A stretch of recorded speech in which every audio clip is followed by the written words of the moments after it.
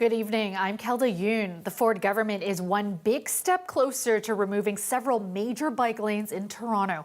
A bill that gives them the power to do so passed in the legislature today. Lane Harrison has the latest from Queen's Park.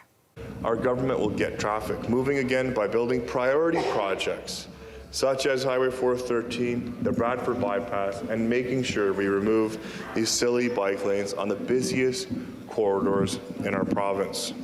The provincial government's bike lane removal bill passed after weeks of opposition from cycling advocates and Toronto City Council. The bill was easily carried by the PC majority, but opposition MPPs did their best to argue against it in a brief debate, especially a late amendment to the bill that would shield the province from lawsuits if cyclists are injured or killed on roads that used to have bike lanes. Imagine that the government is readily admitting that they know people will get injured and die as a result of this backwards legislation. The province is looking to remove lanes on Bloor Yonge and University, something the minister and premier say will reduce congestion, though some experts disagree. A report issued by the city earlier this month says the removal of lanes would, quote, negatively impact driver travel time and businesses during construction, with likely minimal improvements in travel time once lanes are removed. The city also says the removal would cost $48 million, something the premier disagrees with. It's absolutely a joke, to be honest with you. You think we're paving the streets with gold. Monday, Ford used a viral video from the weekend to further justify the move, commenting on a video of the NHL's Utah Hockey Club getting to Scotiabank Arena. It was embarrassing that, the Utah Hockey Club has to get out of the bus and start walking to the hockey arena. It's just unacceptable. On social media, he said it was a reason he needs to, quote, bring sanity back to bike lane decisions, building highways, and public transit. Meanwhile, Mayor Olivia Chow says traffic was so bad due to the Santa Claus parade. It was just because of that reason. Now, Santa didn't conspire together with the Leafs. I'm glad that the Maple Leafs won. The Conservatives have yet to say when they'd like to remove the bike lanes. Asked after the bill passed, ministry staff still didn't have an answer. Lane Harrison, CBC News, Toronto. To another divisive decision from the Ford government, posters have started popping up in the city criticizing the government's plan to shut down 10 supervised consumption sites across the province, half of them in Toronto, that it deemed too close to a school or daycare. The posters are branded with the Ontario Health logo, but they're not the ones behind the campaign. Dale Manukduk has the story. If you were waiting for transit, paying for parking, or just taking a walk downtown, this poster may have caught your attention. It reads Ontario Health Public Notice. Injection site relocation. These locations will become an injection site. There's an Ontario Health logo located on the bottom right and a QR code bottom left that leads to a site advocating to save consumption sites. I think the messaging is very, very accurate. This harm reduction worker applauds whoever is behind the guerrilla marketing campaign. I think some of the spots actually match up to what I know in terms of paramedic responses. And so I think it's just telling, without the supervised sites, people are going to be using in whatever spaces they can find. The posters note the zoning change will take effect April 1st, 2025. That's after the province shuts down 10 safe consumption sites in Ontario, including 5 in Toronto. The government has said the sites drive crime rates up and make public parks less accessible for children and families due to open drug use and discarded drug paraphernalia. I have yet to find one community that says, I want a drug injection site beside my house. I want it beside my school. I want it beside my daycare. There isn't one jurisdiction in this province. Advocates say public use will only increase. If you remove supervised consumption sites, people are still going to be using substances, except it will just now be all over the community. The government is putting its resources into treatment and recovery, investing nearly $380 million into 19 hubs they say will have social services, mental health and addiction supports, and access to supportive housing. I'm really excited that we're actually moving away from just enabling, and we're actually providing that full spectrum of support. But addictions experts say harm reduction should be part of the full continuum of care. Ontario Health tells CBC Toronto it did not consent to the use of their logo on the posters and do not condone the improper use of it. Dale Manukduk, CBC News, Toronto. Registration for the city's winter programs opens tomorrow, and for the first time, seniors are being given 1 week early access to sign up. This early registration gives seniors a chance to secure a spot they've been looking forward to, all the while is smooth and accessible registration process. Residents can register online, by phone, or at any community center across the city. The results of a new city survey were released today. Half of Torontonians say their quality of life has worsened over the last year. And that's one of the key findings of the poll conducted by the City of Toronto on resident priorities. We have Municipal Affairs reporter Sean Jeffords here to break down these findings. And Sean, first of all, tell us about the survey and why the city commissioned it. So, Kelda, this is an attempt really by the city to get a bit more insight into the quality of life in Toronto and the services that it provides. So back in the summer, Ipsos was commissioned to really talk to about 1,100 Torontonians online through an online survey, asking them how they're feeling about the quality of life and city services more broadly. So this is a really broad-based look at life and at the things that the city does every day. So they're going to use that data now to help plan the budget, at least in part, and city services over the next year. And Sean, let's talk about those quality of life findings. What did city residents have to say, and what does it mean? No, those are the top line findings, Kelda, the things that I take away from this. And they're a bit of good news and a bit of bad news in the sense that if you look at Torontonians, 6 in 10 of them say that quality of life in the city is good. But if you dig a little deeper and you ask them what their quality of life has been like over the last year, 50% of them say it's gotten worse. And if you're the mayor, you're looking at that stat and saying, okay, well, what do we do about that? And how do we address it in the budget process? And another stat that's worth flagging is when people were asked about the direction the city is headed in, 55% said it's headed in the wrong direction. So again, these are findings that, give a broader indication of just how people are feeling about life in Toronto. Let's hear from City Manager Paul Johnson on that and on affordability issues in the city more broadly. I think what people are saying is times are tough, and absolutely that's a recognition that I know council has and I know the mayor has. So in terms of where the budget goes, absolutely, it's been top of mind before this survey, and certainly the survey reinforces that. So again, Kelda, the city manager there saying this is going to help inform the budget process coming later on this year. And Sean, how do you think these findings will affect next year's city budget? Kelda, that's a great question, given that last year there was a 9.5% property tax hike. I think the survey results seem to indicate that people are feeling just more pinched. The affordability is a real question here. So there could very well be more pressure on city councillors to ensure that that property tax increase comes down lower, perhaps substantially lower than that 9.5% last year. Here's Councillor Stephen Holladay on that point, talking about how perhaps this survey could be used to inform the budget process. I think that, indicating that the cost of living in this city is so high and is such an important factor, that is the first thing we should keep in mind before anybody even suggests something like a 9.5% tax increase, because that is the lever that City Council has to help control the cost of living in this city. So, Kelda, right there, you can see it already, some jockeying in terms of, from Councillor Stephen Holladay in terms of the political debate to come on the city budget. Now, that process kicks off in earnest a little bit later on this year, really gets into full swing, though, early next year, January, February, when the city sets the 2025 budget. All right, thanks so much for that, Sean. Our Municipal Affairs reporter, Sean Jeffords, is reporting from City Hall. We have an update on the death of a 4-month-old baby at a Midtown community housing building. Police have upgraded charges against the 30-year-old mother to second-degree murder. Police arrived at the apartment building on Roselawn Avenue near Eglinton and Allen last Wednesday after the boy's father reported the child missing. The investigation was centered on the 8th floor. Officers were also seen guarding the building's garbage chute while police investigated the building's garbage room. Police say they located the infant and rushed him to hospital, where he was pronounced dead. The mother was originally charged with failing to provide the necessaries of life. Police say the charge was changed to second-degree murder following an autopsy on the baby. Earlier this month, we brought you a story about a big shift in criminal charge outcomes in Ontario and how a growing number of cases are thrown out without ever making it to trial. 5 years ago, the province's Auditor General made recommendations aimed to help address that.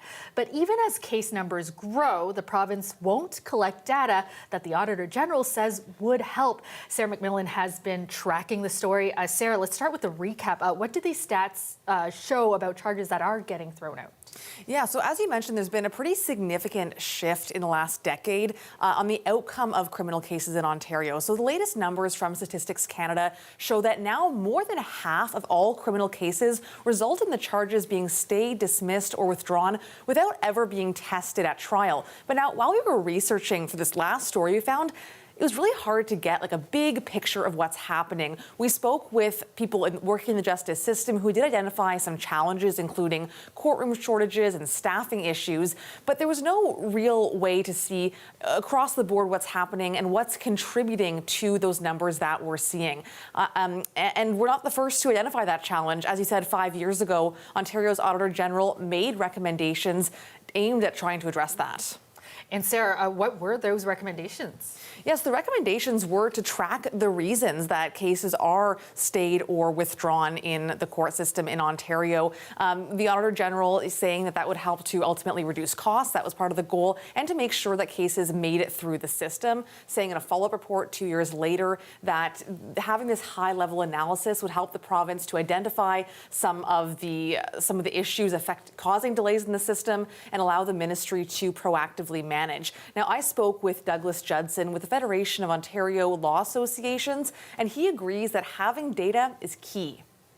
If we are serious about addressing delay in the system and identifying bottlenecks and monitoring the effectiveness of courts administration and even tracking things like inequities that impact overrepresented groups in the courts that are before the courts, I think we have to get serious about whether an open court principle includes a right to open data about the court.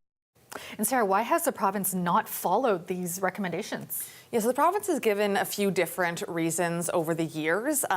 When the Attorney General did its follow-up report back in 2021, the Ministry of the Attorney General said at the time that tracking the reasons for stays and withdrawals would not benefit the administration of justice, and also argued that it could affect the independent judgment of prosecutors. In 2023, the ministry told a standing committee that in order to track all the reasons for cases being dropped, it would have to manually go through transcripts and recordings for each case, saying that wouldn't provide value for money. Now, I should mention a few months ago, the Auditor General, Shelley Spence, said at a different standing committee that it wouldn't actually be necessary to manually go through all those transcripts, and saying in that meeting that, if you don't know, you can't manage. I spoke with Shakir Rahim with the Canadian Civil Liberties Association, and I asked him for his thoughts on the province's value for money argument. Money is available. It's about where is it being spent and why. And, I think things like data collection, they aren't maybe the most eye-catching on the headlines, right? But they can be so important to ensure that we have evidence-based solutions to these issues. Now, we did reach out to the Ministry of the Attorney General for this story. It says it does have a system in place internally where prosecutors can track reasons for stays or withdrawals at the individual case level, but it's not happening across the board. And Kelda, the ministry also says that it is taking proactive steps to specifically track cases that are at risk of being stayed due to unreasonable delays. All right, well, thanks for all that, Sarah. Our Sarah McMillan reporting. Striking Canada Post workers were picketing in the city's East End today. And with the busy Christmas delivery season now kicking off, the union had a message for management. The Christmas season is far from over. It's far from over. We are not yet at December 1st. December 1st, you see a big volume increase which takes place. If this matter is settled now, we can get back to work and we will deliver the Christmas. But Canada Post is sounding less optimistic about those deliveries. The company put out a statement today saying the strike, now in its 11th day, has affected the delivery of 10 million parcels across the country. Canada Post says talks continued over the weekend towards ending the strike, but with limited progress. Welcome back. Today is International Day for the Elimination of Violence Against Women. And at Queen's Park, the opposition pushed the government to declare intimate partner violence an epidemic. The Ford government had sent the issue to a committee for further study back in the spring. The NDP now accusing them of stalling. Our Lorena Redekop has the latest. No more studies, no more committees. Declare it an epidemic and do the right thing today. Frustration from the NDP opposition. The government voted down their motion to declare intimate partner violence an epidemic. How many more people have to die before this government declares intimate partner violence an epidemic? Adding that epidemic label was the top recommendation of a coroner's inquest 2 years ago in Renfrew County. 3 women were killed by the same man back in 2015. The opposition accuses the government of delaying by sending its bill to a committee for more study. The NDP brought in representatives from more than a dozen legal clinics who back their motion and say the declaration would improve access to justice for survivors. Takes the onus away from the survivor and places it squarely with those who are making decisions that have serious consequences. But the government says it's working on this. I don't want to rush something like this. I've worked in this sector for 20 years. I want to address those root causes. We're 100% behind making sure there's zero violence against women. Yeah, you know, I have 4 daughters, and anyone ever touch my daughters, it'd be the worst day of their lives. The Premier's response infuriated opposition parties. He is not just a father, he is the Premier of this province. He has responsibility to everybody in this province. It's not good enough for me to say or my colleagues to say, I've got a daughter, or for the Premier to say, I've got 4 daughters. What we need is action. Disagreement over this issue already exploded earlier during question period. During their dog and pony show IPV Phase 2 committee hearings, the back and forth continued. I've warned 3 of you.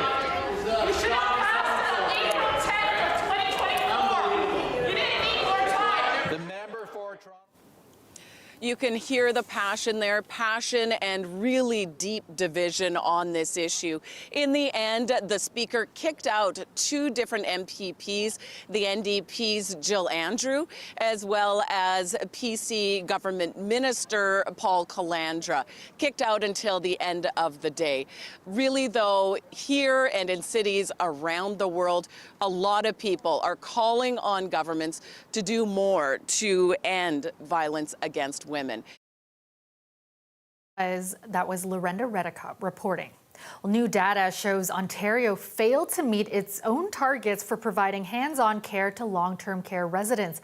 Officials say the province has since reached its target number of hours, but it was outside of the time frame that it had set. Our Dwight Drummond spoke with CEO of Advantage Ontario, Lisa Levin. Right now, if you're working in long-term care as a nurse or a personal support worker, and you're doing similar tasks to those, for example, who work in hospitals, you are probably making a lot less money. And so as a result, people may end up, may start in long-term care, but then move on to a hospital where they can get a higher wage.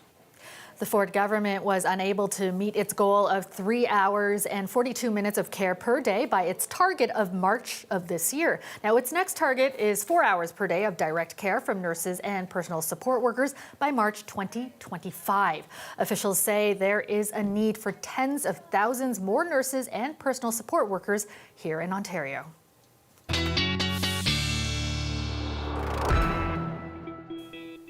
Well, Colette, I haven't had to break out my winter jacket just yet, but maybe by the end of this week? I don't know, possibly, yeah? Yes, I would have it handy. That would be sort of my advice to everyone. We are getting to that time of the year, you know, easing into it. And we're finding some of these wintry kinds of warnings are getting closer and closer to us. So that's where I'm going to start with what's happening towards the nation's capital. So the area you see there in blue through Ottawa and Renfrew and through some of these regions that we're looking at freezing rain developing. Russell through that area too. Weather statements, Cornwall, again, because you could get into some of this mix. So not very nice on the roadways. And this is for tonight and into a portion of tomorrow as well.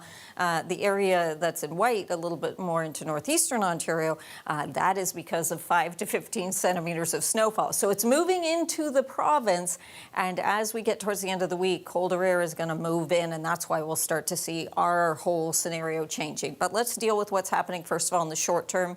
We're looking at our highs from today. You notice southwestern Ontario, where winds are 10 degrees, Chatham-Kent as well. And that's as some of the warmer air and the southerly winds were starting to make their way into southwestern Ontario. It's kind of holding our temperature sort of nearly steady. And if anything, we'll find in the GTA the readings coming up as we go towards tomorrow morning. So here is this player as it's moving through. Where we're in the warm sector, it's rain showers that we'll be experiencing from southwestern Ontario through the GTA and a little bit further east. But then you get some of that mixing where you've got warmer air overriding cooler air at the surface. So the area that you see in pink, that's where we get some of that freezing rain developing, and some of that ice accretion could be 1, 2, perhaps even 3 millimeters of rain.